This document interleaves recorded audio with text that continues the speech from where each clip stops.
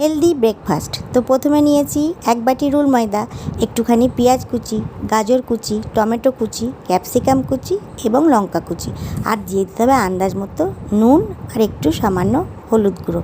আর নিয়েছি 2টো আলু সেদ্ধ। এবার এই আলু দুটোকে এর মধ্যে একটু গ্রেট করে দেবো। আর একটা লাগবে ডিম, সেই ডিমটাকে এর মধ্যে ফাটিয়ে সামান্য জল দিয়ে ব্যাটারটাকে গুলে নেবো। তারপরে একটা পাত্রে তেল গরম করতে দেবো।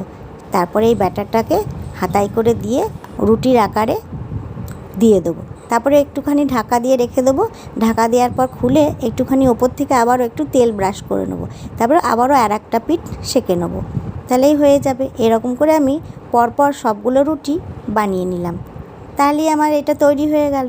তো এটা খেতে কিন্তু ভীষণ ভালো হয়েছিল, আর এটা স্বাস্থ্যের পক্ষেও খুব ভালো। তো তোমরা একবার সকালবেলায় এটা একবার বানিয়ে দেখো, খেতে লাগে ভীষণই ভালো। তো চটপট হয়ে গেল।